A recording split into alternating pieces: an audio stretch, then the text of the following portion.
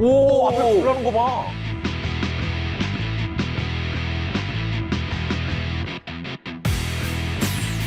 우와. 이야. 총이 진짜 많으시구나.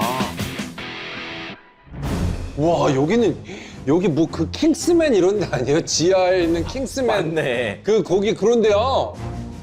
저희가 하는 일들의 가장 중요한 것들을 보면 고증 작업, 총기 운영, 그리고 북한 쪽 고증도 합니다. 제가 본격적으로 총을 쏘고 다닌 게 2006년부터예요. 제가 전쟁터를 가봤더니 전쟁터에서 활용한 거 아무 소용없습니다. 아무 기억이 안 나요.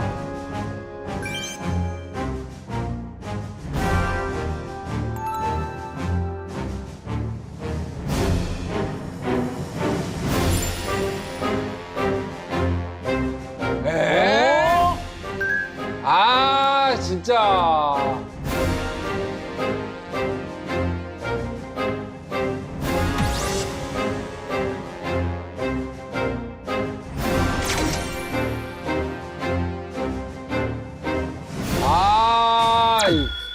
태상호 기자님이시잖아요. 아우, 질려. 뭐야, 태 기자님이야. 그러니까. 예, 안녕하세요. 저는 종군 기자이자 군사 전문 기자 태상호라고 합니다. 와, 근데 진짜 대단하다. 야, 박물관 같잖아요. 와, 저게 다 종류별로 있네요. 일단은 이 공간은 저희는 브리핑룸이라고 해요. 저희가 작품에 들어갔던 총기들, 그런 것들 중에 다음 작품에 들어가거나 아니면 놔둬야 될 것들을 모아놓은 공간이고, 이 공간은 주로 영화사나 아니면 드라마 관계자들이 와서 회의하는 공간, 혹은 배우분들도 여기서 전술 교육을 받고 그리고서 작품을 들어가는 그런 공간입니다.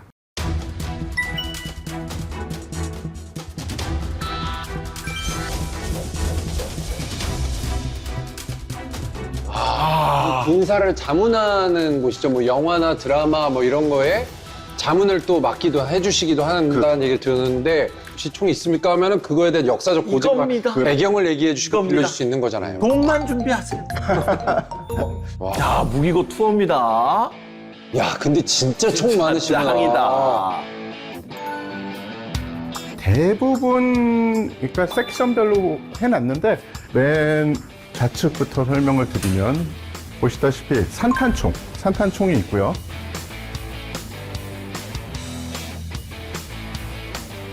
여기는 산탄총 플러스 서부시대 총기.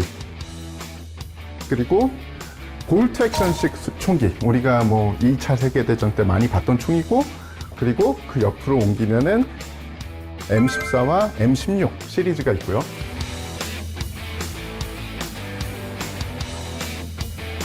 K2다. 여기는 뭐 다 더 잘하실 거예요. K2, K2C1 이런 총기인데 역시 작품에 쓰였던 것들이고요. 그쵸. K2는 다 만져봤잖아요. 그럼요, 우리가 만져봤죠. 군대 갔다 온 사람이라면 뭐 너무 친숙한. K1이 살짝 껴있고 M4가 있고 그 다음에 416이 있고요. 이쪽에는 AR 계열이 쭉 있는 섹션이고요.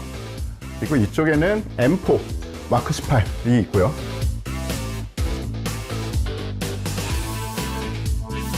그 다음에 이쪽은 적성화기 AK들이 쭉 있습니다. 아래쪽은 중화기들이 있고요.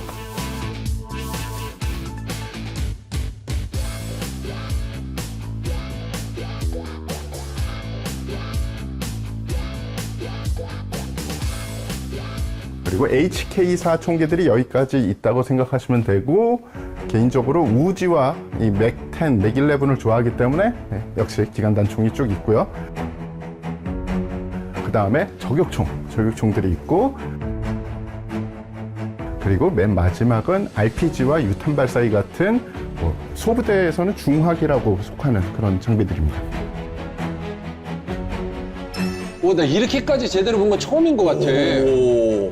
저희가 했던 작품 중에 총기는 많이 안 나오지만 군복은 많이 나오는 서울의 봄이 있고요. 그리고 총기가 굉장히 많이 나오는 모가디슈가 있고요.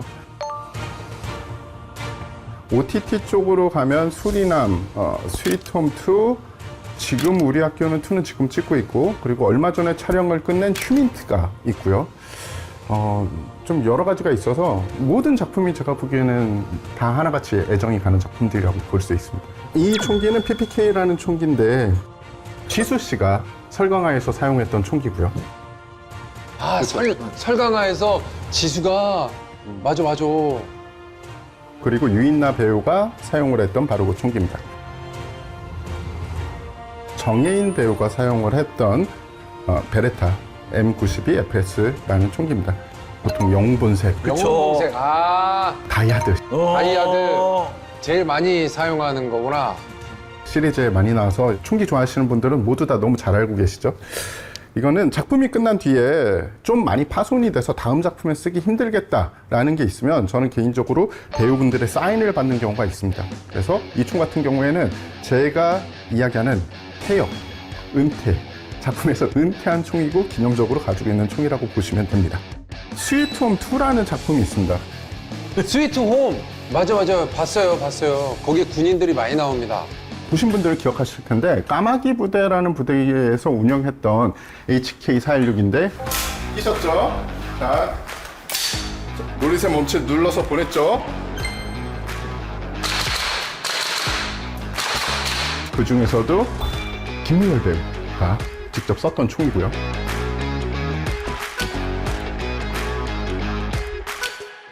트리거에서도 트리거라는 작품이 있습니다. 트리거라는 작품에 굉장히 중요한 씬의 주인공 김남길 배우가 사격을 하는 씬에 나왔던 바로 그 총이고요. 우와. 꺾어쏘기. 이거 불이 나옵니까? 발사는 되지 않지만 뭔가 불꽃이 나가고 실총하고 비슷한 효과를 원한다. 그럴 경우에 저희가 이런 식으로 작품합니다. 보시면 사격을 하면 진짜 총 쏜 것처럼. 이런 식으로 불빛이 나오는 걸 보실 수가 있습니다. 네, 연기가 나왔어요. 작품에 쓰는 총은 상대 배우가 있기 때문에 뭐가 나가면 안 되죠. 네. 그래서 저희가 소장하는 총들은 대부분 발사 기능 자체가 없고요. 대신에 만약에 제작사에서 원한다, 그럼 저런 LED를 삽입을 해서 이분들한테 더 효과를 주는 거죠. LED 불이 그렇게 밝진 않는데 저기다가 CG만 조금 더 입히면은 이제 불만이 진짜 들죠. 진짜 총처럼 그렇게 되는군요. M10이라고 하죠. 대한민국 경찰들이 많이 운영하는 총으로 경찰관 분들의 허리춤에 꽂혀 있는 모습을 많이 보시게 되는 바로 그 총입니다. 살아있다. 예, 오혜원 배우가 사용을 했는데 오혜원 배우는 그 총기를 제일 잘 다루는 배우 중에 하나인 것 같아요. 진짜요? 본인이 만약에 총을 다루는 다음 작품이 있다 그러면은 저한테 연락이 와가지고 직접 배우세요. 그냥 진심이신 분입니다. 그때 당시에도 오혜원 배우가 두 가지 총을 운영을 했었어요. 실제 공포탄이 나가는 M10과 그리고 공포탄이 발사되지 않는 장난감 총인 지금 이 총을 운영을 했는데 무게가 가볍기 때문에 여배우 분들이나 아니면 심지어 남성 배우 분들도 다이어트 된 총과 다이어트 안 된 총 두 가지를 원하세요. 그래서 무게감을 느껴야 되는 장면에는 실제 총에 기반된 무거운 총을 주고 그리고 장기간 들어야 되는 액션이다 그러면은 좀 다이어트 된 총을 주어지는 그런 경우도 있습니다. 아, 그래요. 그래서 다이어트라고 하신 거구나. 그 다음 총기는 M36이라고 불리는 리볼버예요. 세월이 느껴지는 그런 총기인데 총기 자체에 작업이 된 거예요. 대표적인 작품은 설강화의 정유진 배우가 사용을 했습니다. 안기부, 최초의 여성 요원이라는 그런 타이틀로 이 총을 가지고 연기를 했는데 굉장히 잘하셨죠.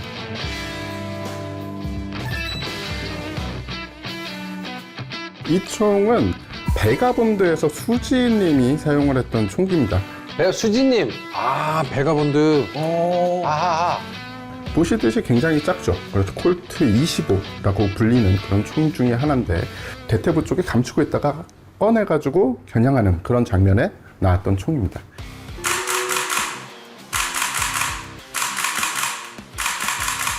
제가 본격적으로 총을 쏘고 다닌 게, 그러니까 전술적으로 쏘고 다닌 게 2006년부터예요. 그러면서 많은 교육을 받았죠. 받고 한 10년이 넘으니까 배울 교육이 없더라고요. 그래서 교관 교육을 받았어요. 그래서 미국 쪽에서 교관 교육을 받고 그게 어떻게 소문이 나서 국내에서 기관들을 교육을 하기 시작을 했습니다. 그렇게 돼서 처음에는 전술 교육, 진짜 총을 쓰는 교육을 시키다가 베가본드라는 드라마가 있거든요. 연락이 왔어요. 그래서 우리가 이런 첩보물을 만들고 있는데 합류해라 라고 해서 그 팀에 가서 군사 자문과 배우분들 훈련 그리고 총기를 고르는 것까지 제가 하면서 본격적으로 하게 됐어요.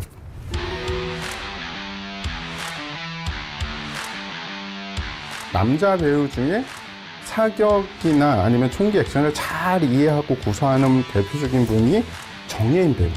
자기의 생각을 총에다가 넣을 수 있는 배우가 많지는 않은데 정예인 배우는 그걸 굉장히 잘 하세요.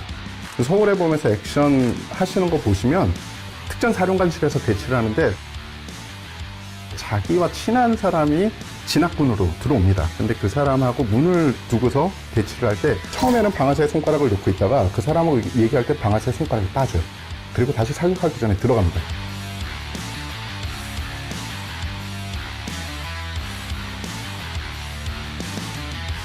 뭐 여자 배우분들 중에 총기 액션 잘하시는 분이 한효주 배우. 네, 한효주 배우가 굉장히 빨리 습득을 하고 그리고 열심히 합니다. 해피니스라는 곳에서 경찰 특공대로 나왔어요. 총도 쏘고 좀비도 피하면서 바닥에 슬라이딩을 하고 다시 총을 잡아서 격발을 하는 그런 복잡한 총기 액션 씬이 있었어요. 총을 잡고 사격하기 전까지는 방아쇠에 손가락이 빠져 있다가 사격할 때 딱 들어가서 빵빵 쏘고 손가락이 빠져나오고 이런 장면들을 정말 총을 가지고 생활하는 사람처럼 찍었습니다.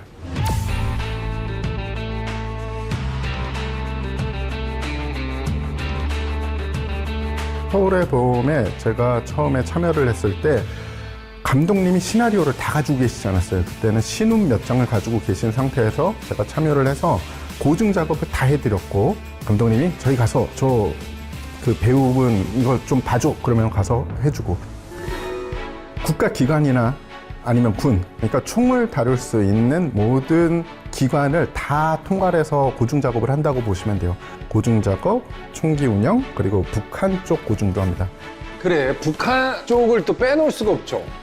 대한민국의 컨텐츠를 만들다 보면 어쩔 수 없이 북한 쪽이 계속 걸립니다. 그래서 북한 쪽을 놓고 대한민국을 가기가 굉장히 힘들어요.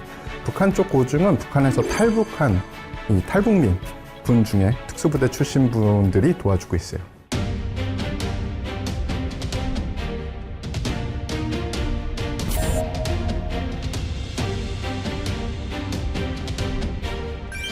진짜 전쟁터에 나가서 습득하시고 본 것들을 고증하시는 거잖아요. 그렇죠. 군사 전문 기자와 중공 기자 생활을 오래 하면서 네. 습득한 거를 작품에 녹였다. 맞아요. 그래서 K 컨텐츠에 고증의 숨을 불어넣는 작업을 하고 있다라고 보면 되는 거죠. 네, 네. 맞습니다.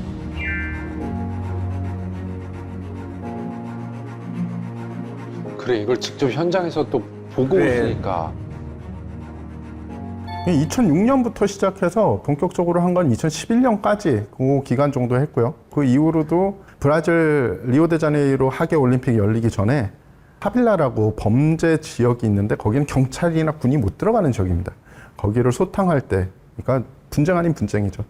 그 지역까지 간 걸로 따지면은 10년 정도 중공기자 생활을 했다라고 볼 수 있겠네요. 일단 7개국 정도 되는데 제일 기억에 나는 건 첫 번째로 간 아프가니스탄 기억 남고요. 제일 많이 간 이라크 기억 남고 그리고 남수단, 레바논 갔었고 파키스탄, 인도 국경 분쟁 지역 기억 나고요.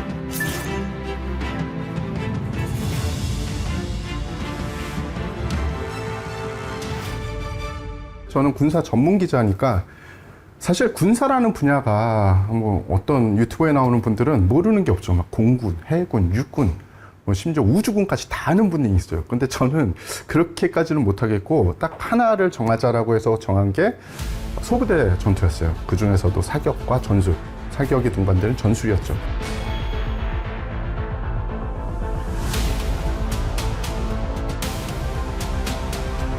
전쟁터를 갔다 온 사람들은 제 경험도 그렇고 제가 만나서 이야기한 사람들은 대부분 두 가지로 나뉩니다. 하나는 전쟁이 안 나야 되기 때문에 힘이 있어야 된다고 생각하는 사람이 있고 또 하나는 전쟁은 비극이야. 아예 전쟁이 없어야 돼. 그러니까 뭐 군대 이런 거 다 싫어. 이렇게 극단적으로 나뉘어요. 근데 저는 전쟁이 안 나기 위해서는 힘이 있어야 된다고 생각을 하는 사람이에요. 제 기준으로 보면 인간들이 살고 있는 한 전쟁이 안 날 수는 없어요. 근데 전쟁을 제일 빨리 끝나는 거는 한쪽이 강한 힘을 가지고 있으면 전쟁이 단기간에 빨리 끝납니다. 그러면 희생이 줄어요.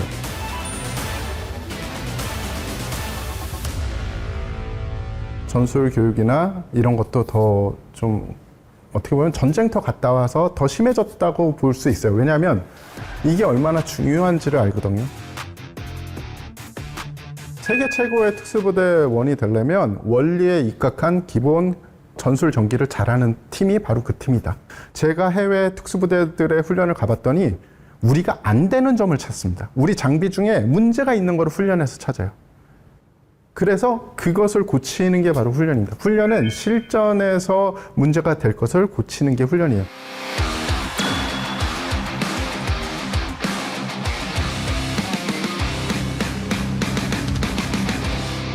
제가 모두에서 말씀드린 것처럼 총기 관련해서 10년 이상 배우다 보니까 미국에서도 교관 코스를 밟게 된 거죠. 처음에 국내에 제가 가르쳤던 게 저강도 전술 사격, 그러니까 플래시라이트를 들고 총을 들고 교전을 하는 이런 행위를 가르쳤는데 그때는 경호처가 아니라 경호실이었습니다. 경호실도 가르치고 해양경찰 특공대도 가르치고 국정원에도 가르쳤는데 반응이 좋아서 다른 부대들도 가르치게 된 거예요. 전술 교관을 지금도 하고 있습니다.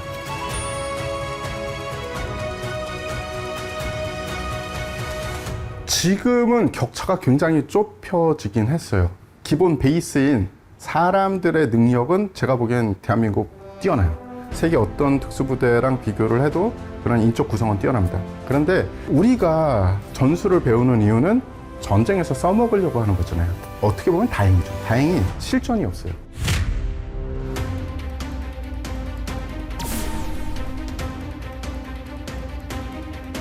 한국군은 실전은 언제 올 줄 모르고 훈련 때 장비가 망실되면 이걸 어떻게 보고하지라는 걱정이 아직 있는 것 같아요. 그러니까 훈련 때 그런 망실이 될 것 같은 장비 잘 안 쓰는 경우가 있습니다. 그리고 썼던 장비만 쓰는 거죠. 그러면 문제가 내 장비 중에 어떤 문제가 있는지를 훈련 때 알아야지 이걸 도태시키든 아니면 다른 장비를 장착을 하는데 그런 실전적인 마인드가 조금 없으면은 이제 실전이 돼서 그 장비를, 문제가 있는 장비를 쓸 수 있거나 아니면 문제가 있는 전술을 쓸 수 있는 그런 상황이 될 수 있다는 거죠.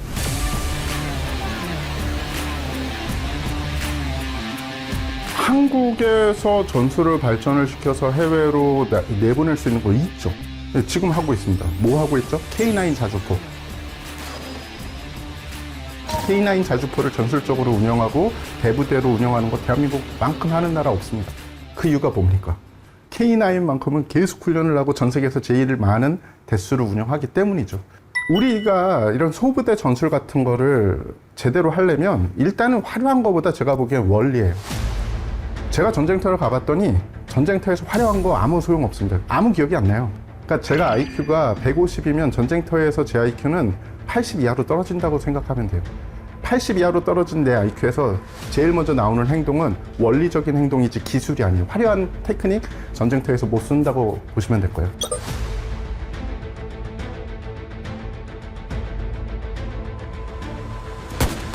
(2차) 세계대전 때는 CQB를 할 때 사람이 들어갔습니다. 그 이후로는 사람하고 개가 같이 들어가요. 사람이 들어가기 위험한 곳 개부터 보냅니다. 지금은 사람과 개와 무인체계가 같이 들어갑니다. 쉽게 얘기해서 한 국가는 사람이 가기 전에 개를 먼저 보내서 미리 위협을 어느 정도 인지하고 들어가는 국가와 사람이 들어가서 그 위협을 다 인지하고 제거해야 되는 국가가 둘이 싸운다면 어느 팀이 더 유리할까요? 다른 국가는 무인체계, 드론이나 로봇도 동원해서 집어넣습니다. 그러면은 제 생각엔 결과는 명확해요. 원리를 터득하고 최신 기술과 발달된 교리를 받아들이고 특히 최신 전장의 교리를 빨리 받아들이면 받아들일수록 그 국가는 희생을 최소화할 수 있을 겁니다.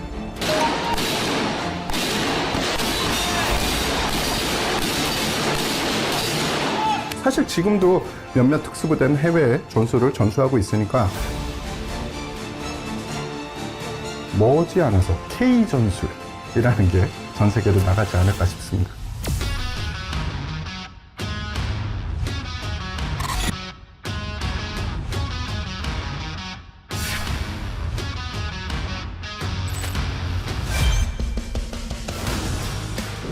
직업이 좀 많은 거죠. 그렇네요, 진짜. 예. 그런데 그 직업들이 다 연결이 돼 있어요. 그렇네요. 다 연결돼 있어요. 품을 하다 보면 자료 조사를 해야 되고 자료 조사를 하다 보면 기사를 쓸 일이 생깁니다. 그래서 모든 게 쫙 이 밀리터리 매니아로서 연결이 돼 있기 때문에 뭐가 특별히 힘든 점은 없어요.